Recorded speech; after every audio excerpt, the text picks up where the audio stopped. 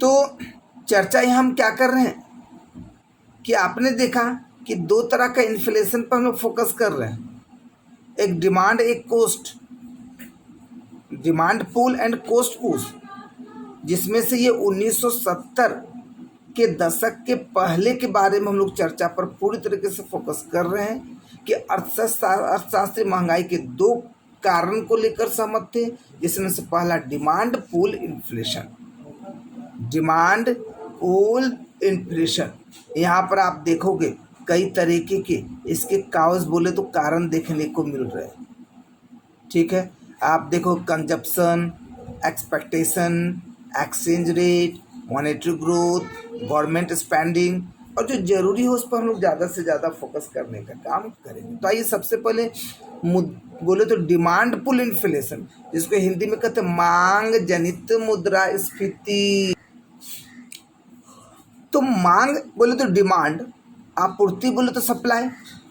तो डिमांड और सप्लाई के बीच असंतुलन की वजह में दाम बढ़ जाते हैं। जी, आप जाइए भिंडी खरीदने के लिए, अब आप देखोगे यहाँ पर मान लीजिए 100 किलो भिंडी है और आप देखोगे 2-4 आदमी आते हैं, 20 रुपया किलो, भैया ले लीजिए 20 हो जाइए ना, 20 रुपया 2 किलो ले लीजिएगा।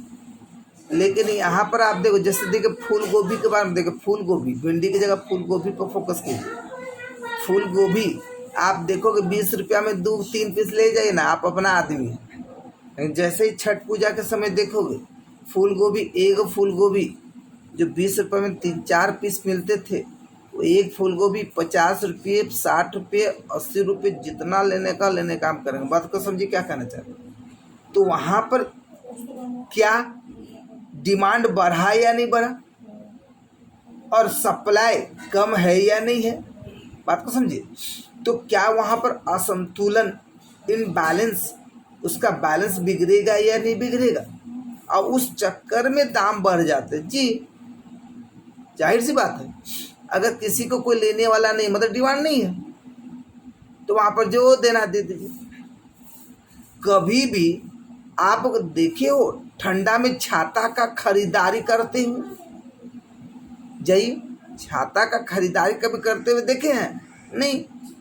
वहाँ पर जो भी रेट होगा वाजिब मिल जाएगा। लेकिन बरसात में सबसे ज़्यादा डिमांड बरसात में, बात को समझिए क्या कहना चाह रहे हैं।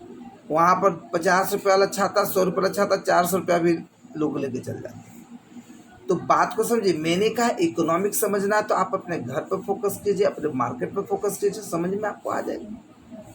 तो जहाँ डिमांड बढ़ा, सप्लाई परफेक्ट होगा, तो वहाँ दाम बढ़े। तो यह मांग बोले तो डिमांड सप्लाई के बीच असंतुलन की वजह से दाम बढ़ जाते हैं। या तो मांग आपूर्ति के स्तर तक बढ़ जाती है, फिर यह आपूर्ति कम होती है मांग के साथ, और ऐसे में मांग की वजह से महंगाई बढ़ती है। ये किन्सवादी विचार है, इसको BBBI कीजिए। किन्स क्या है जी? अर्थशास्त्री हैं। तो किन्स अर्थशास्त्री का यही कंडीशन है। क्या है जो हमने भी पूरा चर्चा किया कि मांग आपूर्ति के बीच बोले तो डिमांड सप्लाई के बीच असंतुलन की वजह से दाम बढ़ जाते हैं। डिमांड सप्लाई के स्तर तक बढ़ जाती है, या डिमांड आप देखो मतलब वहाँ सप्लाई कम हो जाती है, या डिमांड की वजह से महंगाई बढ़ जाती है। ये जो भी स्टेटमेंट है किसका? किन्सवादी विचार। किन्स स्कूल का मानना है कि कर बढ़ाकर बोले तो टैक्स बढ़ाकर और सरकारी खर्चों की कटौती करके लोगों को व्यय करने से रोका जा सकता है। बात को समझिए क्या करना चाह रहे हैं। जाहिर सी बात है, अगर 100 रुपये वाला चीज़ है उसमें 10 रुपया टैक्स या 20 रुपया टैक्स लगा के आप 120 रुपया दे रहे हैं, तो बात को समझिए यहाँ पर क्या कहना चाह रहे हैं। तो यहाँ पर किन्स स्कूल का मानना है कि टैक्स अगर बढ़ा दिया जाए ना, तो वहाँ पर लोगों का व्यय करने से रोका, खर्च करने से रोका जा सकता है। क्यों? क्योंकि आप थॉट रहेगा कि अरे ये तो एक्स्ट्रा चार्ज लग रहा है।